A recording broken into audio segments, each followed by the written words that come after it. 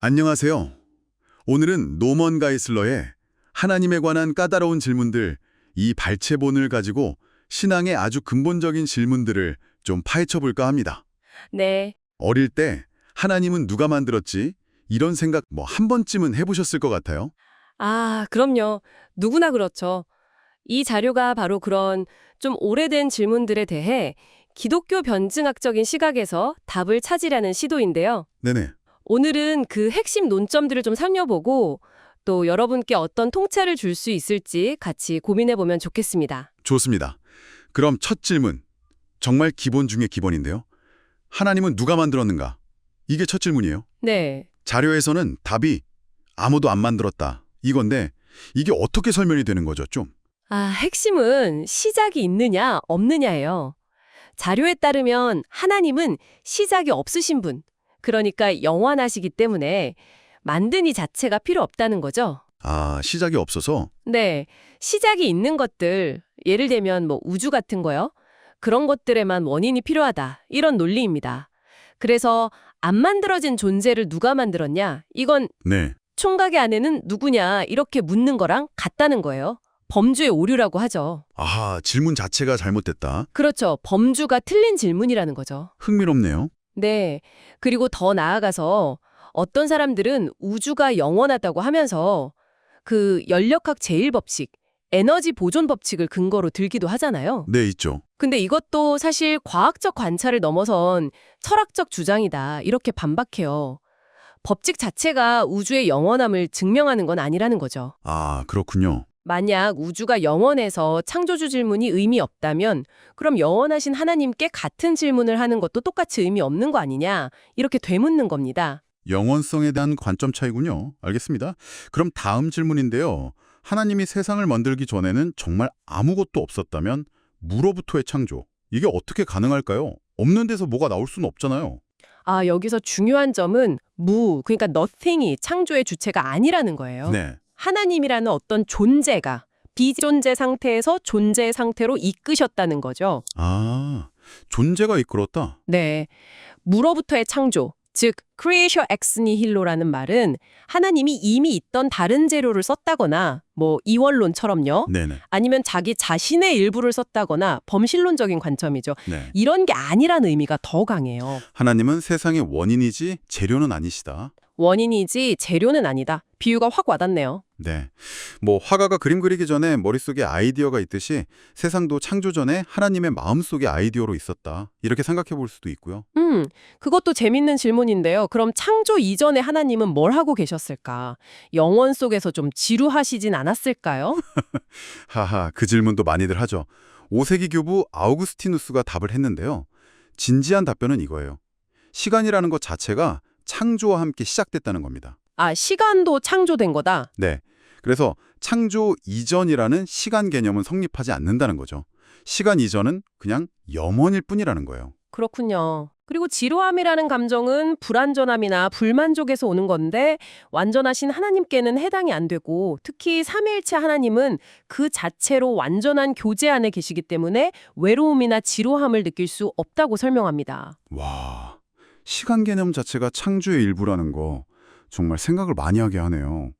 그럼 이제 정말 어려운 문제, 악의 기원으로 가볼게요. 처음엔 다 선하게 창조됐다고 하는데 왜 세상에 악이랑 고통이 있는 걸까요? 네, 이 부분은 자료에서는 그 원인을 하나님이 주신 자유의지를 잘못 사용한 것에서 찾습니다. 자유의지죠. 네, 피조물, 그러니까 인간이 자유의지를 오용한 결과라는 거죠. 하나님이 아예 죄를 못 짓게 로봇처럼 만들 수도 있었겠지만 그랬다면 자유롭게 사랑할 능력도 없었을 거라는 비유를 들어요. 강요된 사랑은 사랑이 아니다. 이런 맥락이군요. 그렇죠. 자유로운 선택에는 필연적으로 잘못된 선택의 가능성도 포함되어 있다는 겁니다. 하나님은 자유라는 사실 자체를 만드셨지만 인간이 자유라는 행위를 통해 악을 현실로 만들었다. 이렇게 설명을 하죠. 네. 심지어 자연재해 같은 자연악도 인간의 타락이 세상 전체에 영향을 미친 결과로 보고요. 자유의지의 대가. 참 무겁네요. 근데 어떤 사람들은 이 악의 존재를 보면서 하나님이 전능하지 않거나 좀 유한한 존재 아닌가? 이렇게 생각하기도 하잖아요. 랍비 쿠시너 같은 경우처럼요? 네, 맞아요. 쿠시너의 유한한 신 개념, 그러니까 하나님은 선을 원하지만 악을 막을 힘은 부족하다는 견해죠.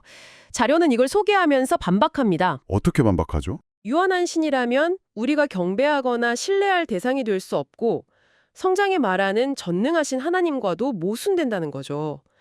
지금 당장 악을 없애지 않으신다고 해서 미래에도 그럴 능력이 없다는 뜻은 아니다. 하나님의 시간 계획은 우리와 다르다는 점을 강조합니다. 아, 어쩌면 이 세상이 우리가 생각하는 최상의 세상은 아닐지라도 결국 최상의 세상으로 이끌어가기 위한 최상의 방식, 최상의 과정일 수는 있다는 거예요. 최상의 과정이다. 이것도 참 깊은 관점이네요. 마지막 질문입니다. 창세기 1장의 6일 창조. 이거 문자 그대로 24시간 6일로 봐야 할까요? 이것도 논란이 많죠. 네, 맞습니다. 그리스도인들 사이에서도 정말 다양한 견해가 있다는 걸 일단 인정하고 들어가요. 네. 그러면서 자료는 창세기 본문 자체를 봐도 문자적 24시간 해석에 좀 의문을 가질 만한 단서들이 있다고 지적합니다. 예를 들면요. 예를 들어 일곱째 날의 안식은 끝났다는 말이 없거든요. 그래서 오늘날까지 이어지는 하나님의 안식으로 해석할 여지도 있고 또 셋째 날 식물이 자라서 열매 맺는 과정을 보면 24시간 안에 일어나기엔 좀 무리가 있어 보인다는 거죠. 아, 그럴 수 있겠네요. 그리고 역사적으로 봐도 유대교나 초기 기독교 교부들, 이레나이우스, 오리게네스, 아우구스티누스 같은 분들 중에서도 문자적인 24시간 해석을 꼭 따르지는 않았다는 점을 지적해요. 아, 원래부터 다양한 해석이 있었다는 거군요. 그렇죠. 중요한 건 창세기 1장의 핵심 메시지가 창조에 어떻게 그 방법에 대한 과학적 설명이라기보다는 하나님이 모든 것의 창조주이시다라는 신학적 선언에 있다는 겁니다. 네. 따라서 만약 과학적 증거가 뒷받침된다면 다양한 창조 과정에 대한 해석을 받아들일 여지가 있다는 거죠.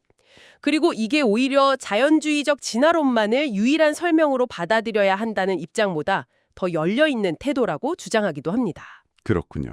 소진화, 그러니까 종 안에서의 변화는 인정하지만 대진화, 종에서 종으로의 변화는 자연주의라는 어떤 철학적 전제가 없이는 증거가 좀 부족하다고 보고요. 네. 오늘 노먼 가이슬러의 글을 통해서 하나님, 창조, 또 악의 문제, 그리고 창세기 해석까지 정말 깊은 질문들을 짚어봤습니다. 네, 하나님은 시작 없이 영원하시고 물어부터 창조하셨고 악은 자유의지의 결과이고 창세기의 핵심은 어떻게 보다는 누가 창조주이신가에 있다는 통찰들 기억에 남네요. 네, 그렇습니다. 사실 각 주제가 훨씬 더 깊이 파고들 내용들이 많지만 오늘은 핵심적인 논점들 위주로 한번 훑어봤습니다. 좋습니다. 그럼 마지막으로 여러분께 질문 하나 남겨드릴게요. 오늘 우리가 이야기 나눈 것처럼 창세기 1장이 창조의 어떻게에 대한 과학 설명서가 아니라면 이 창조 이야기가 원래 독자들에게 그리고 시대를 넘어 오늘 우리에게 던지는 가장 중요한 메시지는 과연 무엇일까요? 한번 깊이 곱씹어 보시면 좋겠습니다.